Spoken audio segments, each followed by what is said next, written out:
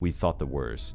Maybe one of the kids had fallen out and mom and dad and the other kid got off in the middle of the ride to Right. help, and they all got injured or killed or stuck in machinery somewhere. Oh my god, dude. Disney World. I've been a long time ago as a kid. I remember having a lot of fun there too. It wasn't a scary place. Although I was a little bit frazzled when it came down to meeting the characters. You know, the life-size costumes that people wore for Mickey Mouse, Donald Duck, Goofy. I remember being kind of scared as a kid.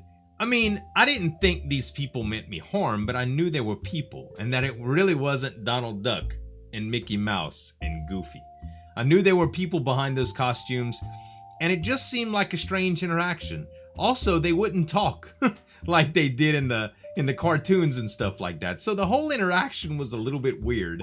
But I did have the time of my life on the roller coaster rides and all of the attractions and seeing this. Later on in life, we actually visited Disney and Universal Studios too. And I remember taking the Harry Potter ride.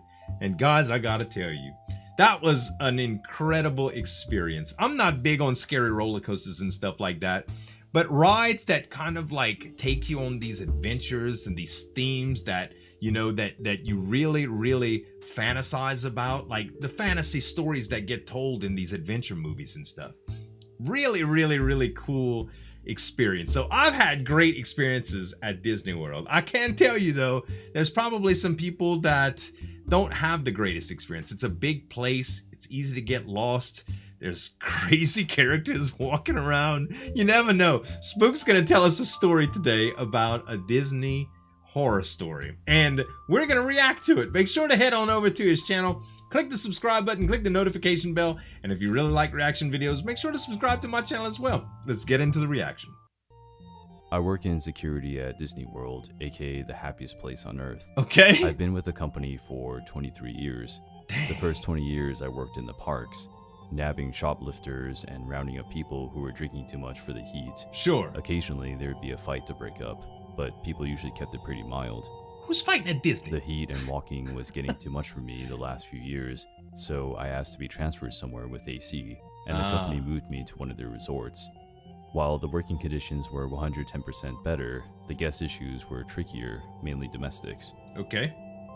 3 days ago, I got a call from management. Apparently, a couple of days before that, cleaning services had went into a room that should have been turned over that day. Turned over is when one guest leaves by about 11 a.m., Right. and the next guest checks in around 3 p.m. in the same day. Right. This time, however, all of the guest items were still in the room. Housekeeping made a note of it and moved on.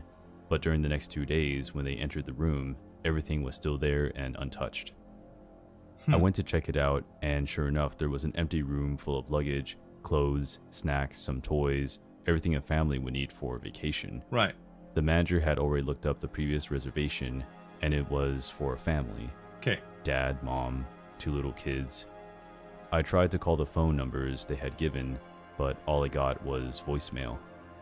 We were a bit stumped, so I made the call that housekeeper could clean the room and take the family's personal items to be held until we got in contact with someone. Right. I went digging into the reservation more. The family had arrived 5 days before housekeeping discovered all of their stuff. Where's the I found family? out that the family had a parking fee, and their vehicle description was listed. A quick walk of the parking lots and I had easily located their vehicle, Right. so that ruled out a car accident or them deciding to just leave all their stuff behind. Where did they go? Next, I saw that they had bought a dining plan. This Okay. is when a guest prepays for all of their food. Right. They're given a certain number of credits to use for meals. This family had only used 3 credits, and the last one was 2 days after they checked in. Okay. It appeared that the day they arrived, they got here late and probably just stayed on the resort. Right. The next day, they used 2 credits at Epcot. Okay. The second park day, they used just 1 credit at Magic Kingdom, and it was at breakfast time. Okay. Now, at Disney, we have something called magic bands. Magic bands are worn by the guests and act as a room key, parking ticket, credit card, dining reservation Everything. payment, fast pass, a system used to bypass lines, and more. Right. It took some work, but I was finally able to look up this family's FastPass history. All right. The day they went to Magic Kingdom, they had breakfast at a small restaurant in the park, rode a couple rides, and then rode their last ride, called It's a Small World, at around 11 a.m. Oh, dang. Then nothing. It was time to bring in someone else on this. I called an old coworker at Magic Kingdom and asked him to pull security footage for It's a Small World at the time they rode it, and I made my way over there. When I got over there, my friend was very confused, almost distraught, looking. Okay. He showed me what he found. There's usually a camera in the direction of where rides load and unload. Right. But the footage only showed them scanning their bands to use fast passes for the ride and boarding the ride. And the other piece of footage from the exit of the ride just showed the other people in their car exiting. They weren't there. We thought the worst. Maybe one of the kids had fallen out and mom and dad and the other kid got off in the middle of the ride to help, and they all got injured or killed or stuck in machinery somewhere. Oh my god, dude. That's horrible to think about. You know, when I rode the Harry Potter ride that I was talking to you about, at times when it wasn't really like overwhelming, I would look around a little bit and I wanted to check out like the mechanics of it, because I was generally interested in all the technology, you know? Like when we were in line, for instance, there was these pictures, these paintings with like kind of like in the Harry Potter movie where stuff was alive. And I was like, you know, are those LCD monitors? They look so realistic. You know, that type of interest. I never even imagined the behind the scenes stuff, how dangerous some of this machinery could be if a kid would get, you know, caught up in it or get off on one of the rides, you know? So we shut down the ride. Yep. Middle of the damn day. Yep. Turned off the earworm music and turned up the lights. Mm-hmm. Me and my buddy walked that ride 3 times before we called in help. Eventually, there was close to 10 cast members searching, and we didn't find anything. I was right stumped. I've kept digging the past couple of days, and I'm not sure who to tell what I found next to. Right. I've called the police, and I suppose they're on the way, but the company has a way of covering up things like this, and I decided I can't live with myself if I don't put out some type of warning. Right. I kept digging into their reservation, and today I noticed they had purchased memory makers. Okay. These are photographers all over the parks and cameras in a lot of the rides, and with Memory Maker, the photos are all free. Yeah. They automatically get added to a guest's Disney account where the system knows their picture has been taken. Okay. And the system always knows. Everyone's whereabouts are always known with the magic bands. Right. Well, I opened up their Memory Maker photo album, and I swear there's 732 pictures. The first 30 or so are pretty normal. Mm-hmm. Epcot, a few rides in front of the castle. Right. But the rest are all in It's a Small World. The rides only take 1 picture per go-around, so it appears as though this family has ridden this ride over 700 times. The first picture was pretty normal. Everyone looked happy. It was a busy day and a full car of guests. Right. The next one is rough to look at.